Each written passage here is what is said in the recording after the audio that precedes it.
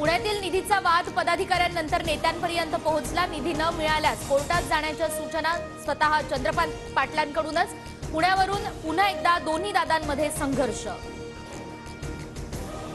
138व्या स्थापना दिनानिमित्त काँग्रेसची नागपुरात सभा, राहुल गांधी उपस्थित। लोकसभेच्या पार्श्वभूमीवर विदर्भात काँग्रेस शक्ती प्रदर्शनाच्या तयारी। राज ठाकरे मुख्यमंत्री शिंदेंमध्ये वर्षा निवासस्थानी चर्चा, विकास कामांसंदर्भात पाऊण तास दोघांमध्ये चर्चा।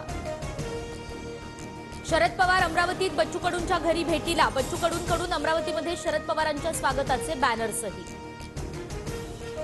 शिंदे मुख्यमंत्री असेपर्यंत वेगळा निर्णय घेणार नाही, शरद पवारांसोबत थोडी राजकीय आणि सामाजिक चर्चा, बच्चू कडूंची प्रतिक्रिया। जिथे आमचं चांगलं होईल ते आम्ही पाहतो, लोकसभेसाठी 1 ते 2 जागा नाही तर 3 ते 4 जागांसाठी प्रयत्न करणार, बच्चू कडूंचा दावा। 10 जानेवारीपासून नवीन नवरदेव महाराष्ट्राच्या गादीवर बसायला बाशिंग बांधून तयार, म्हणूनच बच्चू कडूंना असे विचार येत असतील, विरोधी पक्षनेते विजय वडेट्टीवार यांचा हल्लाबोल। मुंबईतून आरक्षण घेऊन येणारच अन्यथा मरण पत्करणार, गोळ्या घातल्या तरी आता माघार नाही, मनोज जरांगे पाटील ठाम। 20 जानेवारीला निघायचं ते आरक्षण घेऊनच यायचं, अंतरवाली सराठीतून बीड अहमदनगर मार्गे पुण्याहून मुंबईपर्यंत पायी प्रवास, जरांगेंकडून आंदोलनाचा मार्ग जाहीर। धनगर समाजाच्या आरक्षणाचा चिकित्सा अहवाल बाचनात, महाधिवक्ता यांच्या अभिप्रायाविना अहवाल शासनाला परत।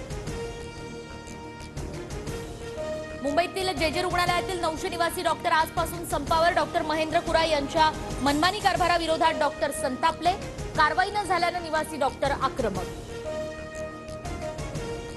लोकसभेच्या जागा वाटपासंदर्भात उद्या काँग्रेसची दिल्लीत बैठक, काँग्रेसनं राज्यात किती जागा लढवाव्यात याबाबत चर्चा होणार, पटोले, थोरात, अशोक चव्हाणांसह वडेट्टीवार उपस्थित राहणार।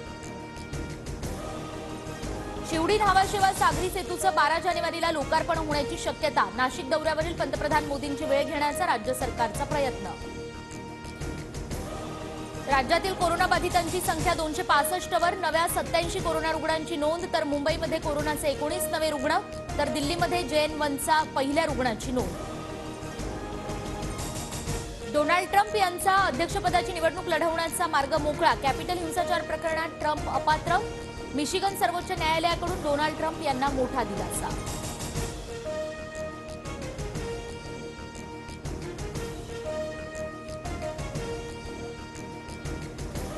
शेतकऱ्यांना आता 6,000 ऐवजी 9,000 हप्ता मिळणार, शेतकऱ्यांसाठी दिलासादायक बातमी।